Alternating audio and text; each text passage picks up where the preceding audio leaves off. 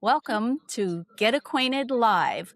I'm Lisa Irish, everybody, the founder of Bravely Created, which is a small business based here in Central Ohio. Bravely Created is a small business that creates luxury live personalization experiences for weddings, corporate events, brand activations through hand engraving, calligraphy, hot foiling, pyrography. Guests get to watch their keepsake or their favor from the wedding being personalized right in front of them, which turns it into part of the event instead of just being the gift. It's like part of the entertainment. It makes it very, very memorable. And I also teach modern calligraphy workshops in partnership with Sip and Script, which is a woman-owned company based in Boston. So, how did you get involved doing this kind of work, calligraphy and the engraving? Well, like a lot of people, I was looking for something positive to focus on during 2020. I needed a creative outlet. I thought calligraphy might be an inexpensive hobby. I had no idea that it would completely change the direction of my retirement or that it would go in the direction that it ended up going in. So, like a lot of people, just looking for something to be distracted with during the pandemic. I actually took a sip and script class and really enjoyed it. And it was a few months later, they put out a call that if current instructors knew anyone, to encourage them to apply. And my friend said, "You should apply." And I was like, "What?" She said, "No, I really think you should apply." I thought, I wonder if I can do this. And then it migrated from, I wonder if I can do this to, I can do this. I could do this, which sometimes gets me in some trouble when I get that thought. But yeah, it worked out good. So, do you use that same thought when you have a new student at your class and they've never picked up a calligraphy pen? What do you tell them? At the beginning of class, one of my first questions is, who's had any kind of calligraphy experience at all? Have you had any exposure to it? And the majority of the people usually say, no, I've not had any experience whatsoever. They say, "Oh, I don't think I can do this. My handwriting is really bad." And I go, mine too, because my real handwriting is not that good. But when you put your mind to doing something different and you kind of train your brain that you're doing something special, it comes out entirely different. So I always say, well, I'm going to put your mind at ease right now. Your regular handwriting does not matter. You're going to become almost a different person once you get these basic strokes down and start drawing the letters rather than writing them. So it's always pretty cool to see that transformation, even in the workshop after they do a stroke. Can't believe I did that. So see, and you've only been doing this for 15 minutes. Imagine what you'll be able to do if you keep practicing. I was wondering how long it took someone to really get good at, the flow of the letters. When I first started, I would put in these 2-hour marathon sessions, which was really bad because I learned a lot of bad habits. I took a course online, and when I was talking to the instructor, she suggested 20 minutes a day. That's all you need to do. And when I started doing that instead, I improved so much faster than when I was putting in those long 2-hour marathon sessions. It was cumulative because I would learn something correctly and then I would keep building on it. So it really depends on their practice. If they're intentional on their practice for drawing the letters and how fast they want to do it. If they take a class in the summer and they want to do their Christmas cards, then they're going to really practice hard with those names and addresses so that they can address their Christmas cards. So, do you have a favorite quote for calligraphy that you like doing? My favorite quote is, "The only person that can stop me is me, and I can take her." I like quotes in general. So I have a a book, where I write them down and it changes from week to week. I might see a quote this week that's like, oh, it really hits. I need to write that down. But I've got that one that I always go back to, especially when I'm having that thought to myself, like, you can't do that. It's like, yeah, you can. You can do it because you're the only person stopping you. So, yeah, that's the quote that I go to. Now, when you write it down, do you use your regular handwriting or do you always write in calligraphy? It is so hard for me to write regular now. I sometimes even just signing my name, it's like, just sign your name. You don't have to think in strokes. Just sign your name. So most of the time when I write it down, I write it in some sort of calligraphy. Yeah. Because remember, my regular handwriting is trash. I wondered with all that practice that you had and what your mind instinctively goes to. So what made you think that this could actually be a business? I think the thought hit me when I was learning how to engrave from another calligrapher. When I saw someone engraving glass, it was so, so beautiful and so different.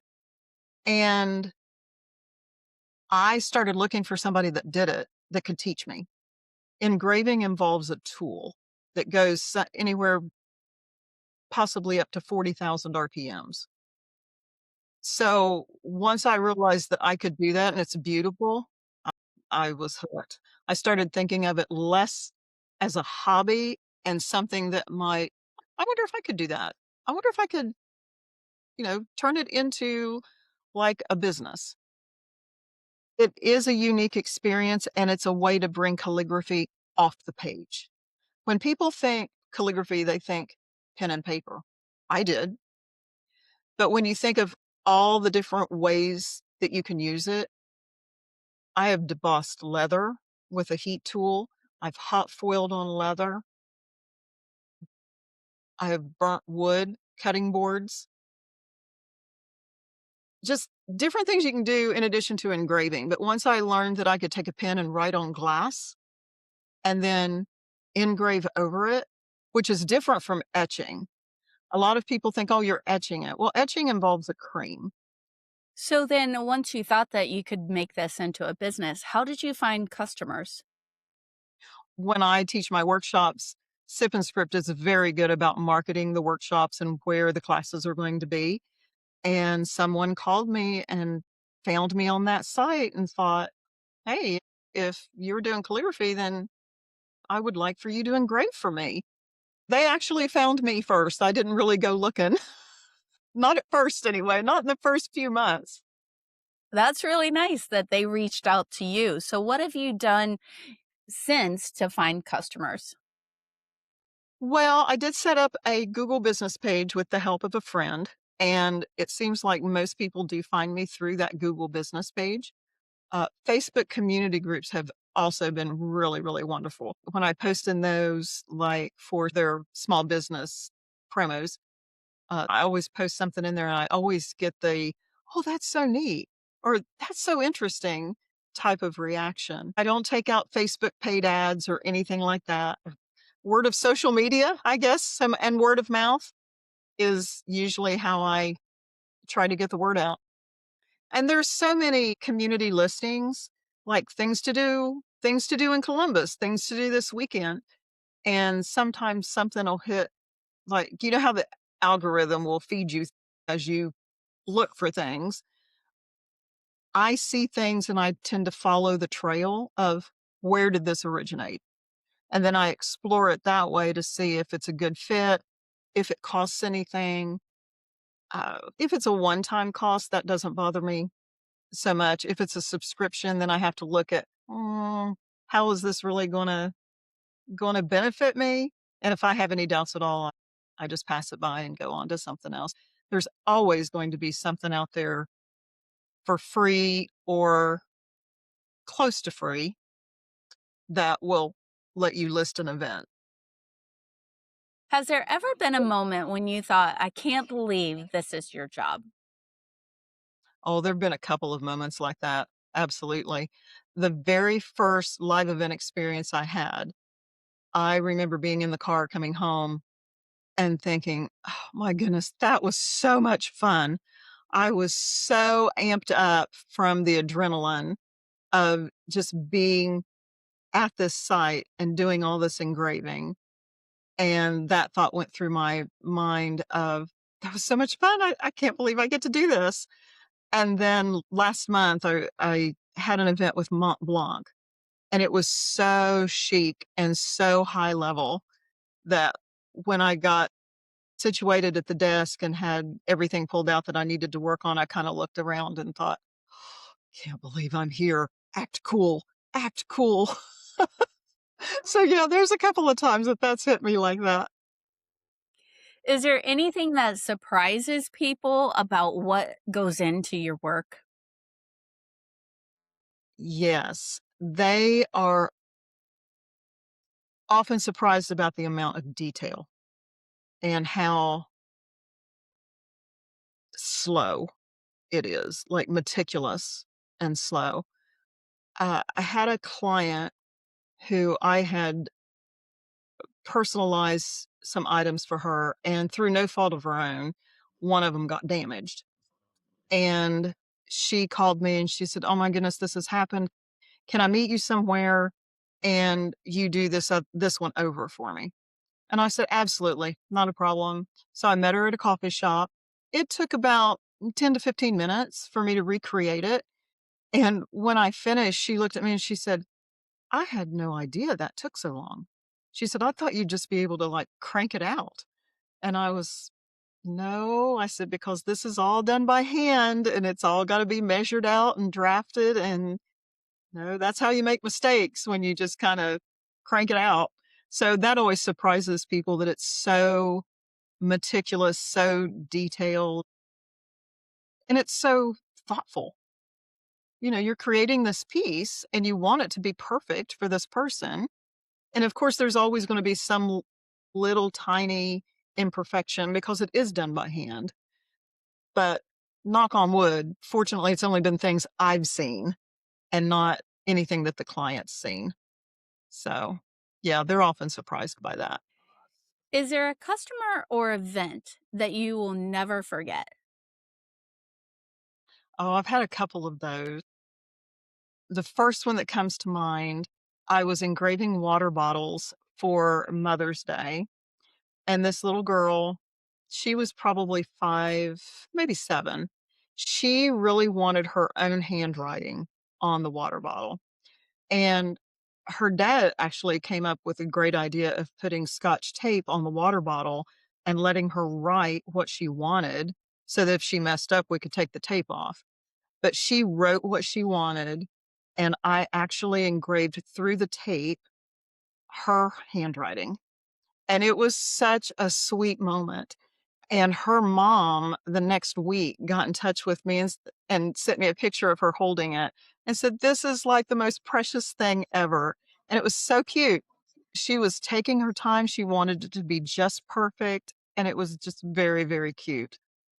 The other one is there was a group of exchange students from France who came to an event wanting water bottles engraved because apparently they can't get those kinds of water bottles in France, and they were so excited.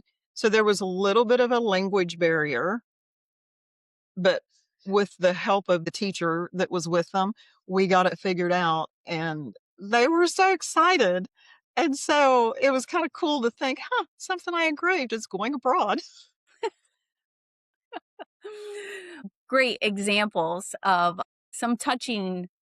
situations that you've had. I love the stories behind why they want to engrave. Sometimes they'll tell me, and I really enjoy hearing the stories and listening to the client, the way their face lights up when what they're telling me comes to life on an engraving or a foiling or whatever it is. So, what would you say has been your biggest lesson that you've learned in turning a hobby into a business? Well, there's 2 sides of the spectrum on that. You hear people say, "Find something you love and you'll never work a day in your life." But then on the other hand, the other end of the spectrum, you hear them say, "Oh, be careful turning a hobby into a business because you might hate it. You might come to hate it." I feel very blessed that for me, it's been the former. It's something that I love. Every aspect of it is fun for me.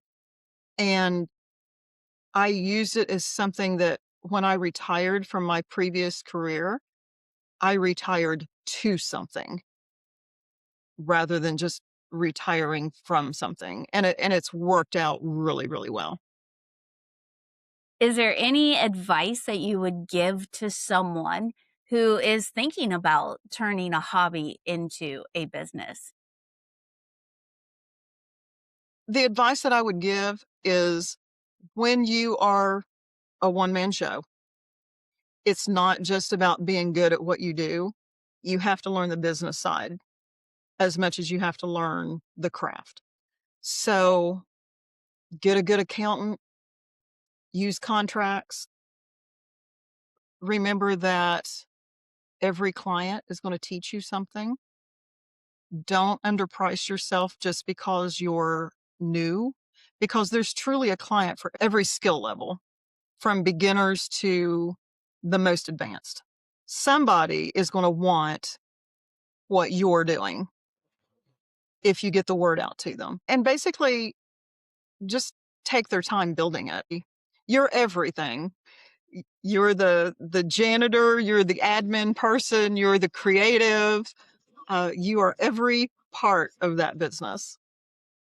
But definitely get a good accountant. Sounds like sound advice to me. So, how can people connect with you should they want to know more about your business? The easiest way to connect with me is going to be through my website, bravelycreatedco.com. It's undergoing a revamp, so it'll look a little different in a few weeks from what it does today, but the contact form will still be there. Or they can look for me on Instagram at bravely.created and send me a message through Instagram. Wonderful. Well, I appreciate your time today. It's been great to get acquainted. So, thank you so much for joining us today. Well, thank you for having me. Thank you, Lisa.